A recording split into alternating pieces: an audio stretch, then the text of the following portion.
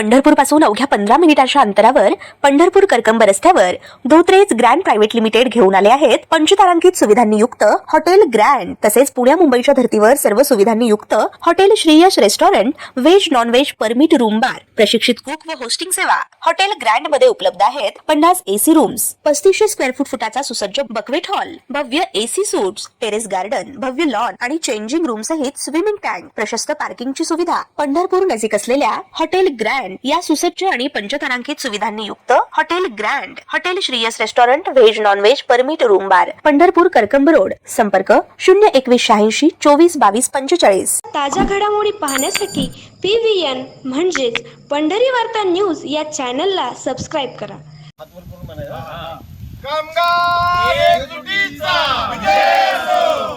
मंगळवेढा तालुक्यातील एकमेव सहकारी साखर कारखाना असलेल्या श्री संत दामाजी साखर कारखान्याच्या सेवानिवृत्त कर्मचाऱ्यांनी थकीत रकमेच्या मागणीसाठी 15 ऑगस्टपासून धरणे आंदोलन सुरू केले असून आपल्या हक्काच्या थकीत रकमेसाठी या सेवानिवृत्त कामगारांना संघर्ष करावा लागत आहे। मंगळवार 18 ऑगस्ट रोजी सायंकाळी 5 वाजेपर्यंत प्रशासनाने चर्चेसाठी यावे, अन्यथा बुधवार दिनांक 19 ऑगस्टपासून कारखाना गेट बंद आणि कार्यालय बंद आंदोलन पुकारले जाईल असा इशाराही देण्यात आला होता। 38 ते 40 सेवानिवृत्त कर्मचाऱ्यांच्या सह्याचे निवेदन मंगळवेढा पोलीस स्टेशन आणि तहसीलदार मंगळवेढा यांना सादर करण्यात आले आहे। सोलापूर जिल्ह्यातील मंगळवेढा तालुक्यातील एकमेव सहकारी साखर कारखाना असलेला श्री संत दामाजी सहकारी साखर कारखाना, या साखर कारखान्यावरती इथले कामगार, रिटायर झालेले कामगार 15 ऑगस्ट पासून या दामाजी सहकारी साखर कारखान्याच्या गेटवरती आंदोलनाला बसले आहेत। त्यांच्या मागण्या काय आहेत की आमचे थकीत वेतन आम्हाला भेटलं पाहिजे, ग्रॅच्युइटी भेटली पाहिजे आणि NEA बोर्डावरती जी लिहिलं आहे फायनल पगारच्या 50 स्वेच्छानिवृत्ती, त्या कामगारांच्या मागण्यासंदर्भात जर संचालक मंडळ हे चेअरमन साहेब जर विचार करत नसतील तर या आंदोलनाची दखल घेणार कोण? या संस्थेवरती 28 कोटीमध्ये साखर कारखाना तयार झालेला, या कारखान्यावरती साधारण आता 400 कोटी रुपये कर्ज झालं।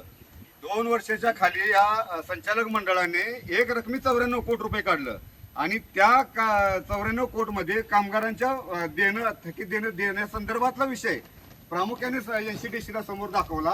परंतु आज या कामगारांची अवस्था काय आहे, इथल्या सभासदांची काय अवस्था आहे, 42,000 सभासदांचा विषय आहे, या कामगारांचा विषय आहे। हा कामगार आहे तो इथला सभासद आहे, या कारखान्याचा मालक आहे, आज रिटायर झालेले आहेत, कुणाचा आजार पण आहे, कुणाच्या घरात मुलं लग्नाला आले, लग्नाचा खर्च आहे, कुणा दवाखान्याचा खर्च आहे, लोकांना जाण्या येण्यासाठी पैसा नाही, पण त्यांच्या कष्टाचा हक्काचा पैसा जर देण्यासाठी संचालक मंडळ जर टाळाटाळ करत असेल तर या आंदोलनाची दाहकता इथून पुढे वाढली जाईल आणि त्याला सर्वस्वी जबाबदार हे संचालक मंडळ, हे चेअरमन साहेब असतील।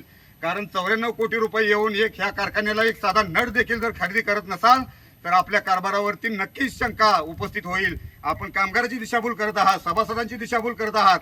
15,000 सभासदांना 10,100 रुपये पैसे नवीन सभासद म्हणून घेतले, त्यांना साधी आपण पावती देखील दिलेली नाही।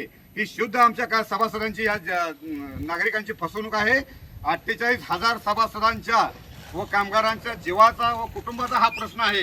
हे आंदोलन म्हणजे केवळ हे लोकांना काम नाही म्हणून आलेले नाहीत, या लोकांनी रिटायर झाले आहेत, त्यांना इथं त्यांच्या घामाचा दाम पाहिजे म्हणून आज एकत्रित आले आहेत। परंतु हे मुजोर संचालक मंडळ या कामगाराशी चर्चा करायला तयार नाही किंवा यांच्या मागण्या मान्य करायला तयार नाही। जर आपण या कामगारांच्या नावे जर NCDC कडून कर्ज काढलं असेल तर त्यांचा हक्क त्यांना मिळवून देणं हे आपलं काम आहे आणि त्यांचं फायनल देणं गरजेचं आहे। केवळ आम्ही इतर कारखान्याबरोबर कुठलाही उपपदार्थ नाही म्हणून आम्ही बिल दिलं म्हणून चालणार नाही, कारण तुम्हाला मोठ्या विश्वासाने इथल्या सभासदांनी निवड केलेली आहे का तर हा स्वच्छ कारभार करण्यासाठी। परंतु आपण एक रकमी 94 कोटी रुपये मिळाले असताना देखील आज कामगाराला इथं बसून आंदोलन करायचं जर वेळ येत असेल तर याच्यापेक्षा लाजिरवाणी गोष्ट दुसरी कोणतीही असू शकत नाही। आपण आता नव्याने 200 कोटी रुपयाचा प्रस्ताव केंद्राकडे पाठवत आहात असं समजतंय। केवळ ही संस्था काय तुम्हाला पैसे काढून खाण्यासाठी दिलेली नाही, तर ही सभासदांची व कामगारांची हक्काची संस्था आहे। ही अबाधित राहण्याकरिता आम्ही या ठिकाणी या कामगारांचे मनोबल वाढवण्यासाठी या आंदोलनात सहभागी झालेलो आहे। जर या संचालक मंडळाने, चेअरमननी जर याची दखल नाही घेतली तर आम्ही हे आंदोलन अधिक तीव्र गतीने पुढे नेऊ। याला सर्वस्वी जबाबदार संचालक मंडळ व चेअरमन मंडळ असतील।